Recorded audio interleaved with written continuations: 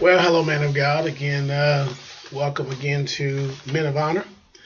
And I'm just looking forward to sharing some good information with you. John Posey here, the preacher's trainer and the founder of Men of Honor. It's an outreach at Zoe City Church where Rhea Posey is the pastor. And I want to talk about keys to success in 213. And I would say, one of those keys is leadership. And that's an area, of course, that I spend a lot of time training on. But I want to talk about leadership in the home. I want to talk about the difference between masculinity and leadership. Some guys think that just because you're a man or male, that makes you a leader. And we're definitely supposed to lead, but doesn't mean you're leading just because you're a man. And leadership is not, using your mental and your physical strength to lead. Intimidation. Let me give you a little story.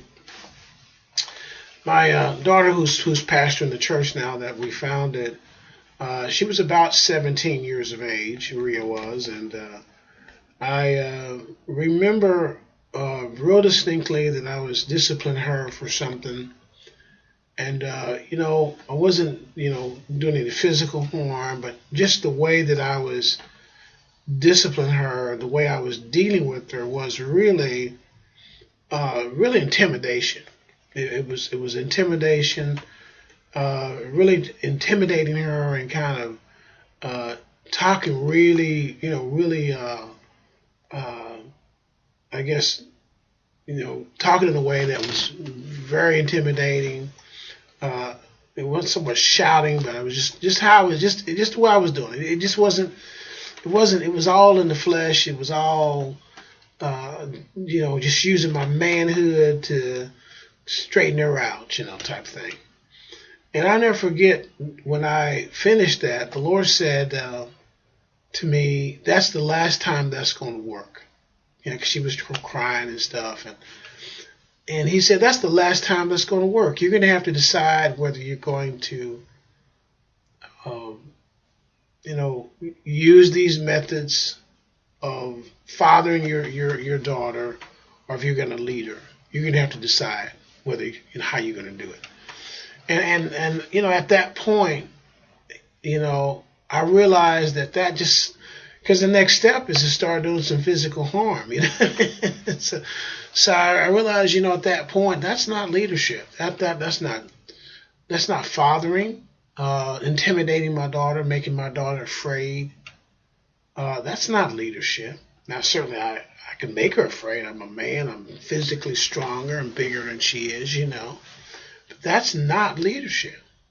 Leadership is influence. Leadership is the ability to, first of all, lead yourself so that other people have a picture of what this looks like. One of the key principles of leading your family and your children especially is to show them the way. You show them the way through your example. The Bible talks about in Galatians chapter 5, verse 22, the works of the flesh, and then it says the fruit of the Spirit are these: love, joy, peace, long-suffering, gentleness, goodness, meekness, temperance, gentleness, and so forth. Without such there's no law. There's no need for the law when you walk, when you exhibit the fruit of the Spirit. You know a tree by its fruits.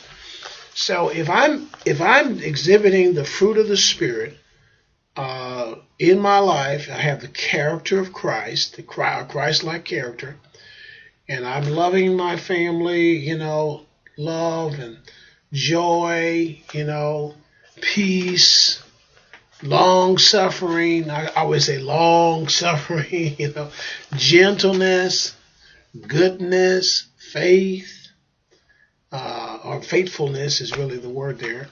Meekness, man being meek, that's being yielded and teachable.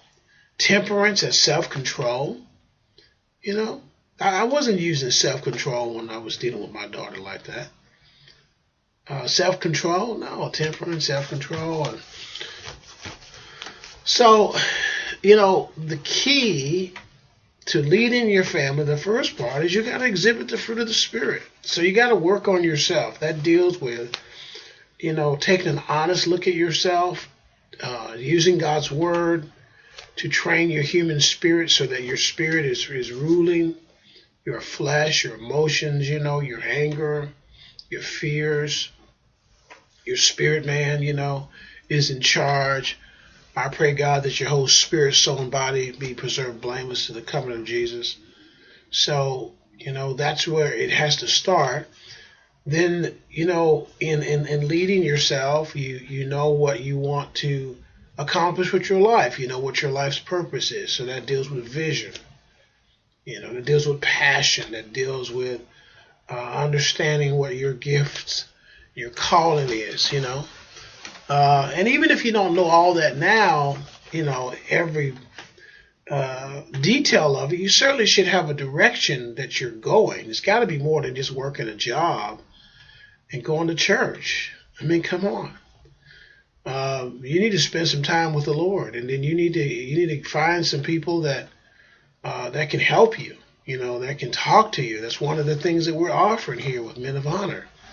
We've got a very skilled group of individuals that are growing men, and if you hook in with us and hook in tight, we're going to help you in some of these areas, help you identify some things, So, and then you got to be able to communicate. A lot of men have a difficult time communicating. We see this in the story of Adam. In the second chapter of Genesis, God speaks to Adam and says, "Hey, don't eat of any. You can eat anything here, but the fruit of the tree of knowledge of good and evil, you won't eat. You shouldn't eat it. But if you eat it the day you eat it, you'll die." And you see in the third chapter that Eve is explaining to Satan what God said. She wasn't there. Adam was there, and she adds, to that, "Neither shall you touch it" in chapter 3. Which that wasn't in what God said. So Adam did not communicate effectively with Eve. Now the argument could be Eve wasn't a good listener, but part of communication is making sure that when you say something, you get the person to repeat back what you said so that there's a clear understanding. You close that communication loop. And Eve clearly did not have the information accurately. I'm sure she touched it and nothing happened, and that helped her to take the next step to eat the fruit. So the point is, you've got to be a great communicator, and then you've got to be consistent. You've got to, if you have a vision for your family, and God will give a man a vision for you, He'll give you a vision, the direction you need to take your family. The wife doesn't determine that vision. She certainly is a part of it and participates in it, and there's a collective, adding there too. But at the end of the day, the leader's got to know what direction the company or the family or the organization is going. And a man needs to know that. And yet, a lot of men are just totally checked out in this area. So, key to success is leadership. We'll talk about some of that more next week. I want to just kind of expound a little bit more on this, but let's kind of finish up with what we're saying to you. So you're not leading by masculinity. You're not leading because you're male. You're leading male. Being a male and a leader is not the same thing. Leadership is influence, and you got to lead yourself first. If you can be the leader of one, you can be the leader of many. But if you can't lead one, you can't lead any. Lead yourself, exhibit the fruit of the Spirit, set the example, and that starts the process. Have a wonderful, wonderful week.